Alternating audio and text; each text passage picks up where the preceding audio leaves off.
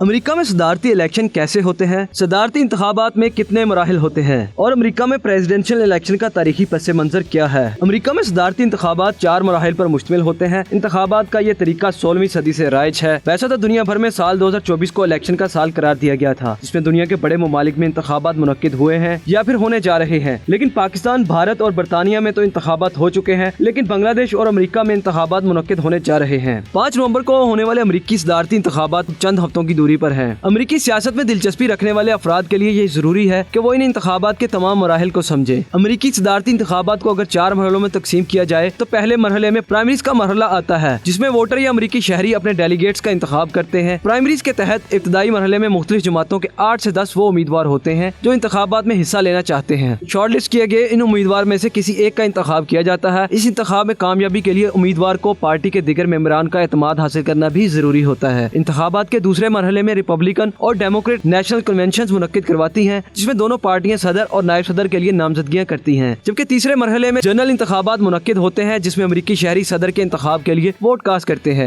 याद रहे कि अमेरिका में इनडायरेक्ट इलेक्शंस होते हैं, डायरेक्ट इलेक्शंस का कोई तरीकाकार नहीं है। इसका मतलब यह है कि मरहला नंबर 4 में, जो कि सबसे कॉम्प्लेक्स है, लेकिन ये इंतखाबात का सबसे दिलचस्प मरहला है और इसके नतीजे में इलेक्टोरल कॉलेज तश्कील पाता है। यहाँ ये बात भी काबिल जिक्र है कि इलेक्टोरल कॉलेज पर रियासत की पॉपुलेशन और उनकी कांग्रेस में नुमाइंदगी के तनासब के हिसाब से तश्कील पाता है। कांग्रेस में 538 टोटल इलेक्टर्स हैं, जिनमें से किसी भी सदारती उम्मीदवार को 270 इलेक्टर्स या वोट चाहिए होते हैं। अमेरिकी सदर के इंतखाब में तमाम 50 रियासतों में ज्यादातर की सियासी वाबस्तगी तो नुमाया होती है, ताहम चंद स्विंग रियासतें ऐसी हैं जो कि 6 से 7 बनती हैं। इसमें दोनों पार्टियां ये जोर लगाती हैं कि ये रियासतें उनको वोट करें। इसके बाद 6 जनवरी को कांग्रेस इलेक्शन का सर्टिफिकेट जारी करती है और इसके बाद नया अमेरिकी सदर 20 जनवरी को हलफ ले लेता है। अमेरिका में इंतखाबात का ये तरीका 16वीं सदी से राइज है। इस दौर में इतने लंबे दुरानिये की वजह ज़राए नकलो हमल का दुश्वार होना और सफरी दिक्कतें बताई जाती हैं। वाज़ेह है कि अब तक बनने वाले 46 अमेरिकी सदूर हैं, जिनमें 19 डेमोक्रेट्स के जबकि 17 रिपब्लिकन पार्टी से ताल्लुक रखते थे। अमेरिकी सदर बनने के लिए सिर्फ 3 बुनियादी शराइत हैं, जिस पर उम्मीदवार का पूरा उतरना लाजमी है, जिसमें नेचुरल बोर्न सिटीजन होना, अमेरिकी सदारती उम्मीदवार की उम्र कम से कम 35 साल तक हो और वो 14 साल से अमेरिका का रिहायशी हो। इस सूरत में वो अमेरिकी सदारती इंतखाबात का हिस्सा बन सकता है। अमेरिका के सदारती इंतखाबात के लिए बनने वाले इलेक्टोरल कॉलेज पर तनकीद भी होती है और माहिरीन का ख्याल है कि ये एक बायस इलेक्शन सिस्टम है, जो कि मुकम्मल तौर पर जमहूरी नहीं है, क्योंकि इसमें इलेक्टोरल कॉलेज ज्यादा हासिल करने वाला अमेरिकी सदारती इंतखाबात जीत जाता है। जबकि 3 से 4 मरतबा अमेरिकी तारीख में ऐसा भी हुआ है, जिसमें कम वोट लेने वाला मगर ज्यादा इलेक्टोरल कॉलेज हासिल करने वाला सदारती उम्मीदवार जीत गया। जैसा कि डोनाल्ड ट्रंप ने हिलरी क्लिंटन से 2016 में 30 लाख कम वोट हासिल किए, मगर ज्यादा इलेक्टोरल कॉलेज हासिल करने की वजह से डोनाल्ड ट्रंप अमेरिकी सदर बन गए थे।